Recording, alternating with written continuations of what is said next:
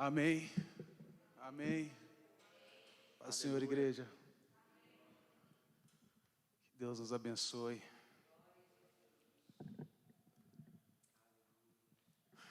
Curva a sua cabeça, vamos orar. Senhor Deus, obrigado pela oportunidade de estarmos aqui, podendo falar da Tua palavra, conhecer o Senhor, a beleza da Tua santidade, Deus.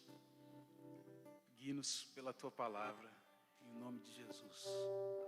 Amém. Amém. Essa semana eu tive refletindo sobre seguir a Jesus, sobre seguir a Cristo.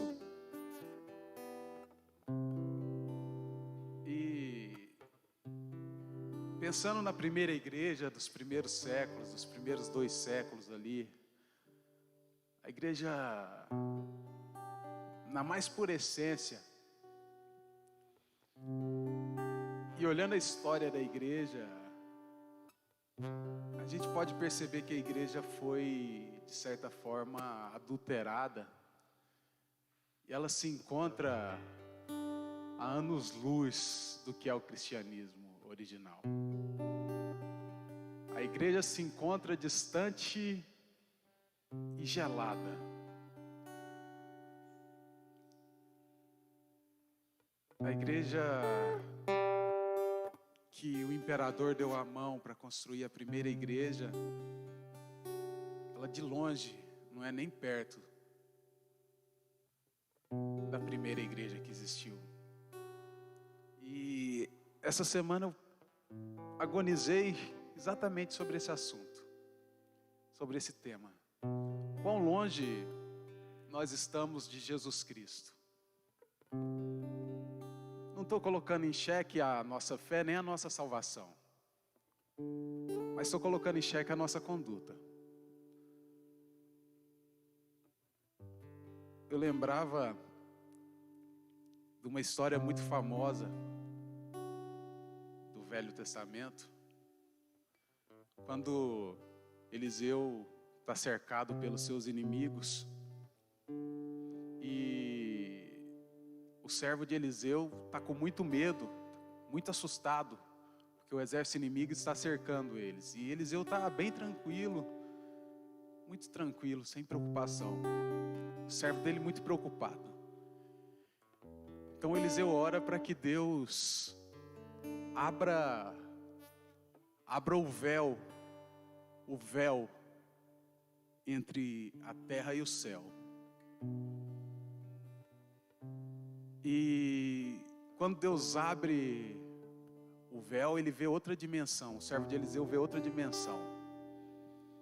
Porque existe essa dimensão que a gente vive, essa dimensão física. A gente mora nos nossos corpos físicos, no nosso corpo físico, uma dimensão física material. Mas existe outra dimensão, a gente chama de dimensão espiritual. E a gente não pode ver essa dimensão a menos que Deus faça alguma coisa. Quando Eliseu orou para que Deus mostrasse ao servo dele, abrisse esse véu, o servo de Eliseu vê então carruagens de fogo. Ele olha e vê carruagens de fogo e anjos de fogo em número muito maior do que o exército que cercava eles. E ele fica então tranquilo. Essa manhã eu quero orar para que Deus faça alguma coisa parecida aqui hoje. Eu quero convidar vocês para abrirem suas Bíblias no Evangelho de João.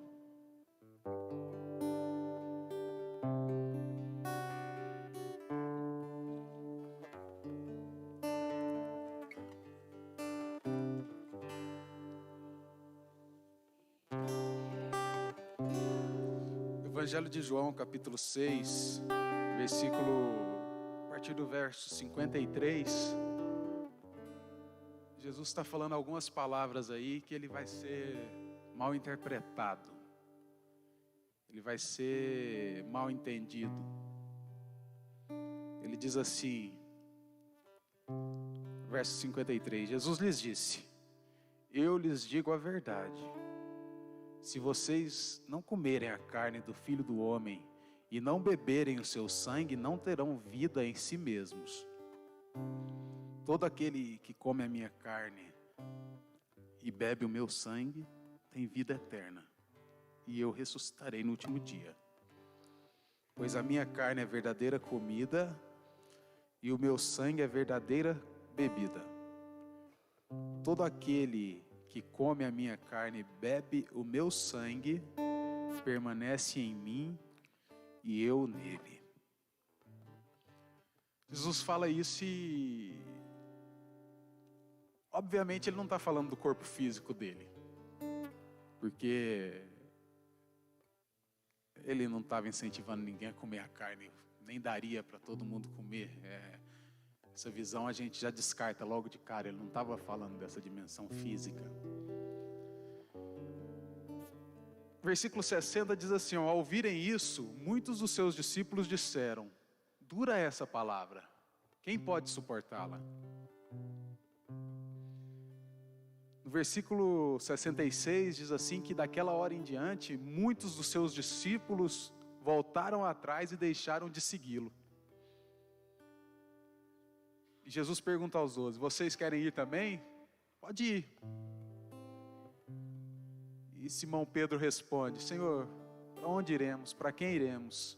Só Tu tens as palavras de vida eterna. Nós cremos e sabemos que és o Santo de Deus. Esse texto, escolhi esse texto justamente porque a minha reflexão sobre qual é o compromisso, comprometimento. Para mim está claro aqui, Jesus mesmo explica no versículo, ele diz assim, aquele que come em mim permanece em mim e eu nele. O que ele estava querendo dizer é esse compromisso extremo, compromisso total, 100%. De Jesus está em você e você em Jesus. Porque seguir Jesus, hoje quando a gente fala em seguir, talvez a primeira coisa que a gente lembre seja das redes sociais. A gente vai lá e segue alguém, sem compromisso nenhum. A gente segue alguém, vê o que aquela pessoa está falando, vê as ideias dela. A gente está seguindo, sem compromisso nenhum. Isso não é o cristianismo. O que Jesus deixa claro aqui é que a ligação tem que ser a tal ponto dele estar em nós, Cristo em nós, na nossa carne, na nossa dimensão que a gente vive, nessa dimensão aqui que a gente, sabe, não adianta ser cristão lá no seu mundo da oração, lá nessa dimensão sozinho. O cristianismo, ele é nessa dimensão. A fé que talvez a gente ganha na transcendência, ela só se realiza e ela na verdade se aperfeiçoa na imanência, quando a gente, nessa vida, nessa dimensão, é que a gente executa a nossa fé. E comecei a olhar e pensar o quão distante a igreja estava. A igreja, logo que ela foi instituída, por exemplo, a igreja católica,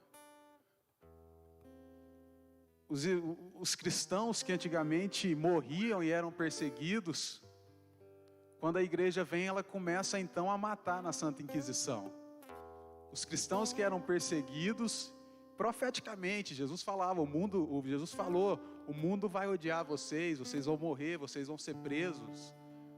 E de repente, os cristãos que eram perseguidos, que morriam, eles começam a matar, perseguir e matar.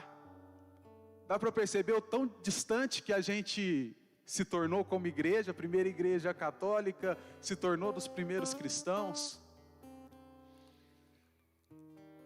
E veio a reforma protestante, a grande novidade. Antigamente a gente não tinha Bíblia. Detentor da Bíblia era só os líderes da igreja católica. Se quisesse ler a Bíblia, você tinha que ser padre, você tinha que estar dentro da igreja. A Bíblia não era liberada. Então a reforma protestante vem e, com essa grande conquista, ela traduz a Bíblia e distribui a Bíblia. Hoje a gente tem Bíblia, a gente tem acesso a essa palavra. Mas o fato é que, olhando para a igreja, para a própria igreja reformada hoje, para a igreja evangélica, a gente está a anos-luz do cristianismo original. Olhando, sabe, esses dias, olhando para a televisão, esses líderes que aparecem na televisão, eu olho aquilo e falo, eu não sou dessa religião, não sou isso. E tento me aproximar mais do cristianismo e conhecer mais a Cristo, porque não tem para onde ir, como Pedro disse aqui, para onde eu vou, não tem outro lugar para ir. Mas essa semana eu fiquei mais angustiado ainda, porque quando eu olhei para mim, primeiro olhei para a igreja como instituição e depois compreendi, foi uma instituição humana, é natural que talvez. Mas quando eu olhei para mim, para dentro do meu coração, a minha agonia foi que eu também percebi o quão distante talvez eu esteja de Cristo. Quando Jesus, em seu mandamento, diz assim, amarás, ele resume todo o mandamento dele, amarás a Deus de todo o seu coração, de todo o seu entendimento, de toda a sua alma. Amarás o teu próximo como a ti mesmo. Eu falei, será que eu estou amando a Deus de todo o meu coração?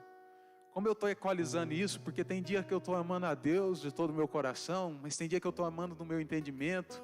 Tem dia que eu estou amando o meu próximo, tem dia que eu não estou nem me amando. Tem dia que eu quero ficar sozinho, tem dia que eu estou antissocial. E comecei a olhar para mim mesmo, para o meu coração, e falar, misericórdia, Jesus. E quando eu olho para o mandamento mais radical de Jesus, o que diferencia o cristianismo de toda e qualquer religião que existe no mundo, talvez o mandamento mais difícil, quando ele diz assim, ama também o seu inimigo. Como é que você ama alguém que roubou sua moto? Como que você ama alguém que roubaram um carro uma vez?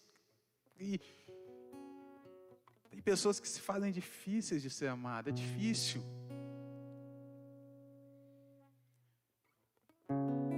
E eu me perguntei, será que eu realmente estou comendo a carne e o sangue de Jesus? Será que Jesus realmente está sendo um comigo e eu um com Cristo? Eu tenho fé que Jesus é o Filho de Deus, tenho fé que Ele é o Todo-Poderoso, tenho fé na minha salvação, tenho fé na obra de Cristo. Ninguém pagou nada para ser salvo, alguém pagou? E não é isso que eu estou colocando em dúvida, eu acredito nisso, mas esse comprometimento com Jesus, esse comprometimento com... E comecei a pensar e refletir. E a minha resposta foi uma agonia. E foi um clamor. De perceber o quão mais próximo eu precisava estar de Jesus.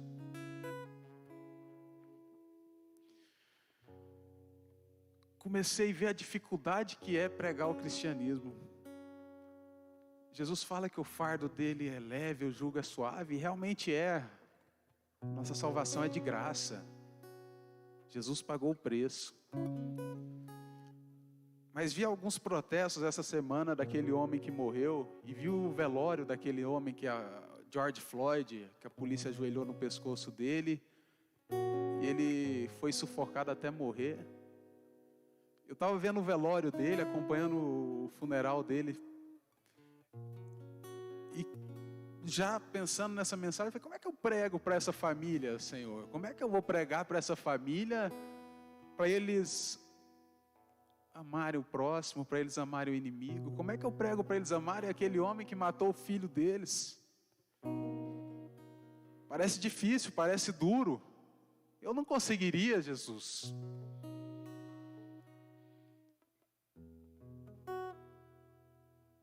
E aí eu fui caminhando novamente. Eu gosto de conversar com o apóstolo Paulo.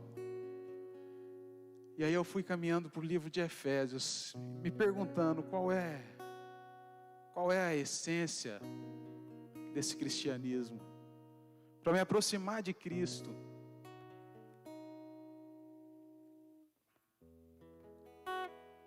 Porque eu não conseguia de fato ser iluminado por isso. Quando eu contei para vocês que Eliseu ora e ora para que seu servo veja essa dimensão que existe, para que Deus abra esse véu e ele então possa ver essa dimensão espiritual, que ninguém pode ver a menos que Deus faça alguma coisa. Sabe, a gente vive nessa dimensão física, a gente não vê anjos, a gente não vê demônios. A gente só pode ver se Deus fizer alguma coisa. E o nome que teologicamente a gente dá a esse fenômeno, quando a gente então consegue contemplar essa dimensão espiritual, é iluminação. No livro de Efésios, capítulo 1, versículo 19, versículo 18, aliás, Paulo vai fazer essa mesma oração pelos crentes em Efésios. Ele diz assim, oro também para que os olhos do coração de vocês sejam iluminados. Iluminados é um verbo passivo. Ele não é um verbo ativo, não depende de você fazer alguma coisa. Ser iluminado depende de alguém, de Deus, nos iluminar, te iluminar. Te coloca nessa condição. Os crentes em Efésios aceitaram Jesus, conheciam o Espírito Santo, mas eles ainda não tinham sido iluminados. E o apóstolo Paulo chega com essa oração: oro para que vocês sejam iluminados. E aí o apóstolo Paulo vai começar dizendo aqui, vai começar abrindo esse cristianismo e vai começar falando desse evangelho puro aos crentes em Efésios, desse evangelho original. E ele vai começar no capítulo 2 de Efésios, ele vai começar dizendo assim, vocês estavam mortos em suas transgressões e pecados, nos quais vocês costumavam viver. Essa era a condição que a gente estava antes de conhecer a Cristo, antes de ter Cristo em nós, a gente estava morto em nossos pecados, em nossas transgressões. E aqui ele fala assim, vocês eram criados pelo espírito de época, o príncipe do ar, e vocês faziam o que vocês tinham vontade, vocês agiam segundo a sua própria carne. Essa era a condição de vocês. Mas Cristo nos deu vida. O espírito de época, daquela época, eu noto que cada época vai tendo seu espírito que vai normalizando aquilo que não é normal. Naquela época, por exemplo, o que era normal era você reunir com seus amigos, comprar um ingresso e ir para o Coliseu, ver pessoas se matando. Era absolutamente normal isso. Um espírito de época que dominava aquilo, um espírito do ar, um demônio. Hoje existem também um espírito de época que quer tornar natural o que não é. E as pessoas então praticam a vontade desse espírito e passam longe daquilo que é a vontade de Deus. Mas no capítulo 3, versículo 4, Paulo então vai falar assim, ao lerem isso vocês poderão compreender, poderão entender a minha compreensão do Evangelho de Cristo. É um mistério que não foi dado a conhecer a outras gerações, mas agora foi revelado pelo Espírito, significando que mediante o Evangelho, os gentios são cordeiros com Israel. Ele vai então falar desse mistério e vai revelar esse mistério do Evangelho, revelar esse mistério que é ser um só com Cristo. E No versículo 14 do capítulo 2, ele diz assim, ó, ele vai revelar esse mistério. Pois é a nossa paz, o qual de ambos fez um e destruiu a barreira, o muro de inimizade, anulando em seu corpo a lei dos mandamentos expressa em ordenanças. O objetivo dele era criar em si, dos dois, um novo homem, fazendo a paz e reconciliar com Deus os dois em um corpo, por meio da cruz. Vocês entenderam o que o apóstolo Paulo está dizendo aqui? A obra de Jesus é fazer convergir todas as coisas em Cristo. Ele diz assim, ó, judeus e gentios. Isso é, os judeus que se achavam que o evangelho era só para eles, que Deus era só para eles, que Deus é um privilégio dele. O apóstolo Paulo vem dizer assim, ó, fala, não, o objetivo do evangelho é dizer que Deus, que Jesus agora ele é para todos, não existe inimizade, esse muro acabou. Jesus é para todos, ele veio convergir todas as coisas em Cristo, um Deus e um só povo, ele não tem um povo. Israel é o povo de Deus, exclusivo de Deus, mas Deus não é mais exclusivo de Israel, Deus é para todos, Deus é para quem aceitar, para quem quiser comer a carne e o sangue de Jesus e ser um só com Jesus, esse Deus é para ele, e é isso que o apóstolo Paulo vem dizer. E aí no capítulo 3, no versículo 1, ele fala, e aí eu anunciei isso, e aí estou preso, me prenderam. Ele fala assim, ó, por essa razão, eu, apóstolo Paulo, sou prisioneiro de Cristo. Preso, prisioneiro no sentido literal. Ele escreveu essa carta aqui, ele estava preso em Roma. Ele deu essa notícia preso em Roma. Agora ele vai falar assim, ó, que o sangue que nos une, o sangue que nos leva a Deus, o sangue que nos faz ser um povo de Deus, não é mais sangue de Abraão, é sangue de Jesus. É o sangue que nos leva e nos faz convergir como povo de Deus. Eu li um livro e o autor chamou o discípulo, o autor Juan Carlos Ortiz, ele vai falar sobre Efésios, especificamente sobre esse capítulo 2. E ele conta uma ilustração no livro interessante. Ele fala assim, ele compara esse trecho de Efésios a um navio de cruzeiro. Aqueles navios bem grandes, aqueles navios que sabe como que funciona um navio de cruzeiro? As pessoas, se a gente já vive numa sociedade estratificada, numa sociedade de mercado, num navio isso é mais claro ainda.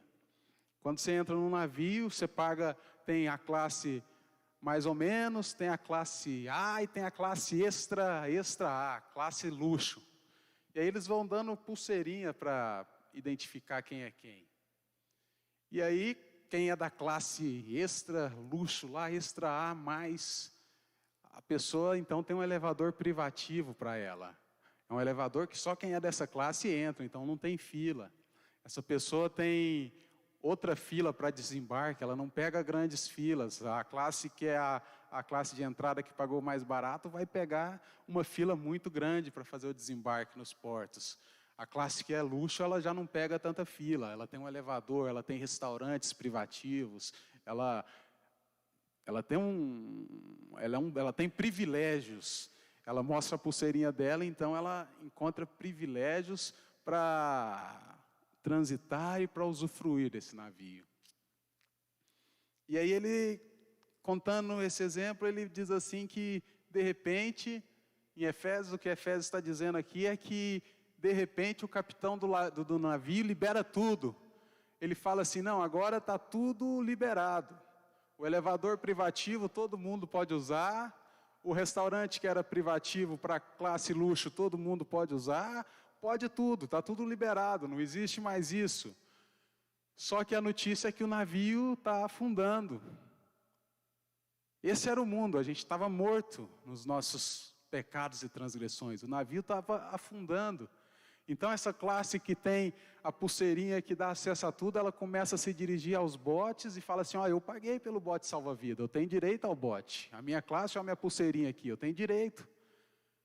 E aí eles recebem a notícia e falam, não, todo mundo tem direito ao bote. Na verdade o que vocês vão fazer é ajudar, vocês têm essa pulseirinha aqui, é para ajudar a embarcar todo mundo vai ser salvo.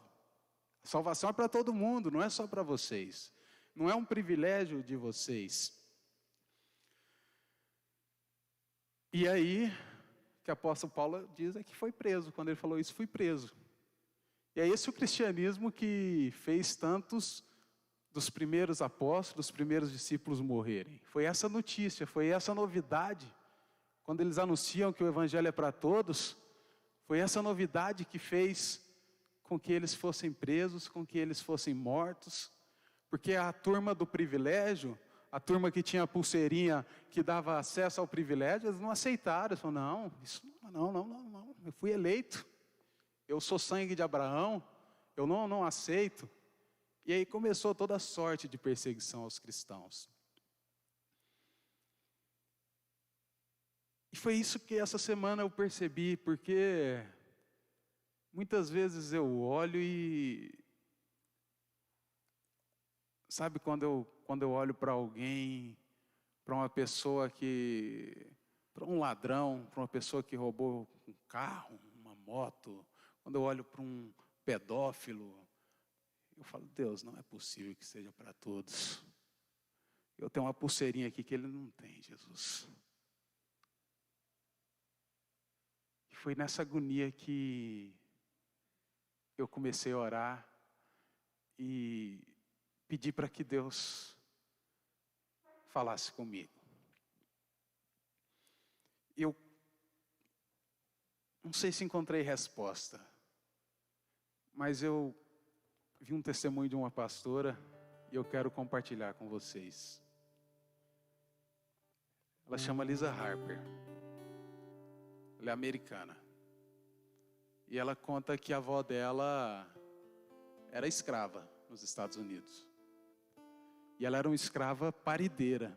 Era uma escrava que gerava filho para os seus senhores.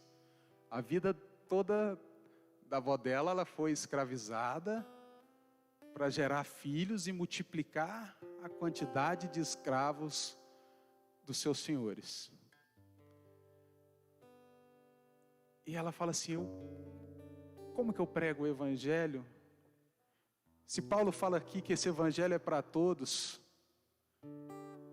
é um evangelho que faz convergir em Cristo todas as coisas, como é que eu prego Jesus para minha avó e para o homem que abusou dela, que é o meu vô?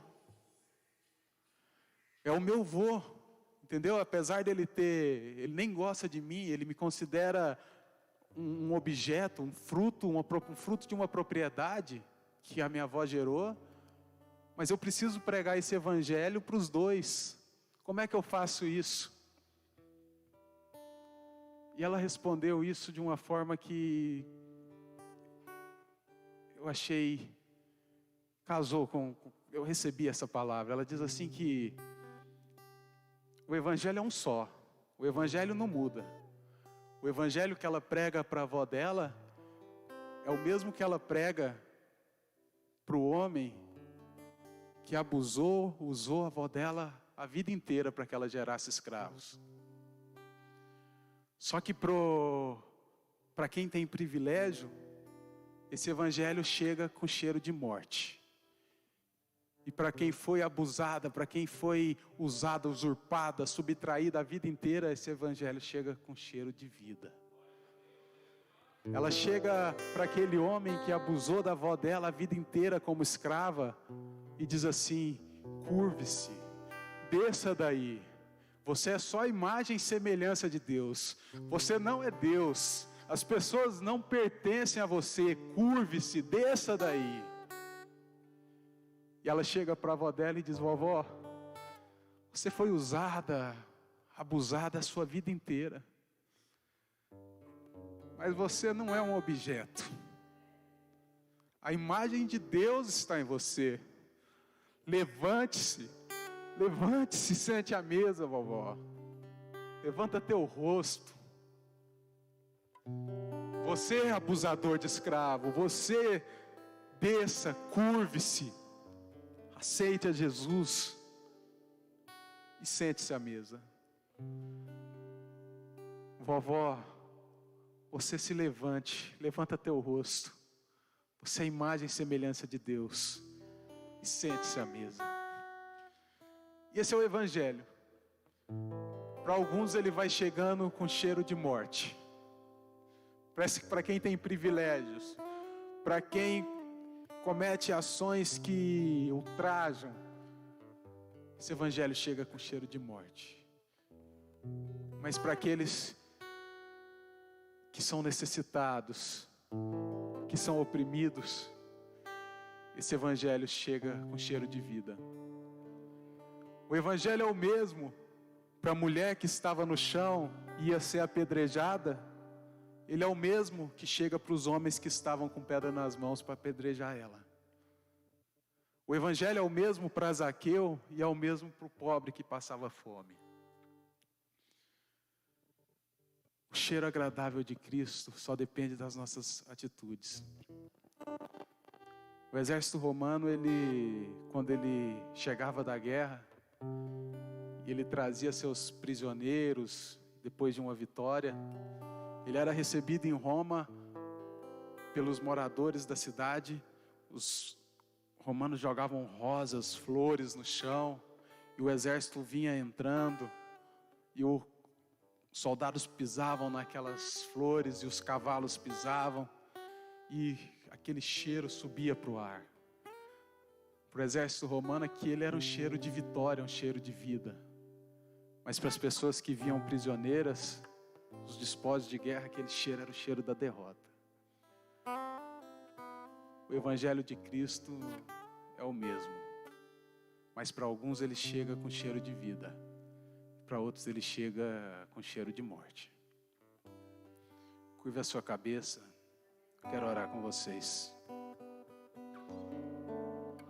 Senhor Deus, quero orar sobre essa palavra, meu Deus. Pedir que o Senhor nos aproxime cada vez mais de Ti, Senhor. Derrube dentro de nós tudo aquilo que prostituiu a nossa proximidade contigo.